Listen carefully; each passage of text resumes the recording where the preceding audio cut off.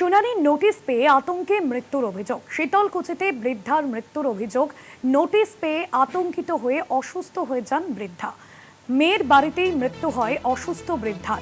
শুনানির নোটিশ পেয়ে আতঙ্কে মৃত্যুর অভিযোগ। মেয়ের বাড়িতেই মৃত্যু হয় অসুস্থ বৃদ্ধার। শুনানির নোটিশ পেয়ে আতঙ্কে মৃত্যুর অভিযোগ সামনে আসছে।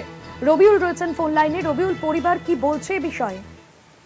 দেখো, তোমাকে জানিয়ে দেখি এসআইআর এর আতঙ্কে যেমন একদিকে বিভিন্ন ক্ষেত্রে সাধারণ মানুষ একেবারেই দ্বিধাগ্রস্ত, কেউ আত্মহত্যার পথ বেছে নিচ্ছে, আবার কেউ আত্মহত্যা করছে। অপরদিকে কিন্তু এই এসআইআর আতঙ্কে আবারও একজনকে কিন্তু প্রাণ হারাতে হলো। ঘটনা কিন্তু কোচবিহার জেলার শীতলকুচি বিধানসভার বড় কৈমারি গ্রাম পঞ্চায়েতের নলবাড়ি এলাকার ঘটনা। ওই এলাকারই বাসিন্দা সাফিয়া খাতুন বিবি, তিনি কিন্তু গতকাল এই নির্বাচন কমিশনের পাঠানো হিয়ারিং নোটিশ পেয়েছেন এবং সেই হিয়ারিং নোটিশে তাকে উল্লেখ করা হয়েছে যে তার নাম এবং তার বাবার নাম পূর্ববর্তী ভোটার তালিকা এবং এখনকার যে ভোটার তালিকা উভয়ের সঙ্গে মিলছে না, সেই জন্য নাকি তাকে হিয়ারিং এ সশরীরে উপস্থিত থাকতে হবে। আর পরিবারের অভিযোগ, গতকাল এই হিয়ারিং নোটিশ হওয়ার পরেই কিন্তু এই সাফিয়া খাতুন বিবি তিনি কিন্তু বাড়ি আসার পর মারাত্মকভাবে দ্বিধাগ্রস্ত হয়ে পড়েন, চিন্তিত হয়ে পড়েন এবং তার শারীরিক অসুস্থতা বোধ করেন। রাতের দিকে কিন্তু তিনি আরো বেশি অসুস্থ হয়ে পড়লে পরিবারের লোকজন তাকে তড়িঘড়ি মাথাভাঙায় নিয়ে যায় এবং সেখানে তার প্রাথমিক চিকিৎসা করান এবং চিকিৎসার পর কিছুটা স্বাস্থ্যের উন্নতি হলে তাকে কিন্তু সেখান থেকে নিয়ে আসা হয় এবং পরবর্তীতে মাথাভাঙাতে তিনি তার মেয়ের বাড়িতে অবস্থান করেন আরো ভালো চিকিৎসার জন্য।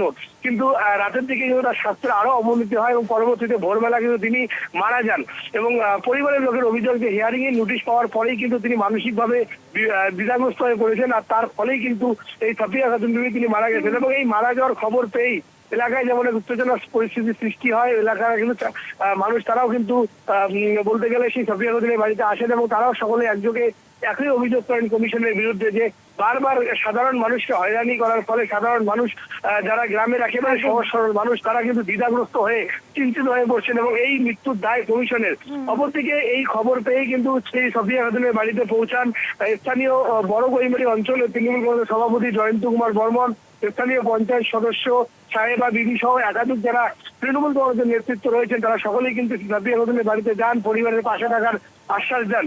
কিন্তু অপরদিকে একদিকে যখন তারা পরিবারের পাশে থাকার আশ্বাস দিচ্ছেন, অপরদিকে কিন্তু আন্দোলন করছেন কমিশনের বিরুদ্ধে। এই কমিশনের তাদের অভিযোগ যে কমিশনের এইরকম খামখেয়ালি করার জেরে একাধিক মানুষ রাজ্যের তারা কিন্তু আজকে একেবারেই তাদের প্রাণ হারিয়েছেন, অনেকে প্রাণ বিপন্ন, তারা অনেকেই কিন্তু এই মুহূর্তে চিকিৎসাধীন রয়েছেন, অনেকে আত্মহত্যার পথ বেছে নিয়েছেন।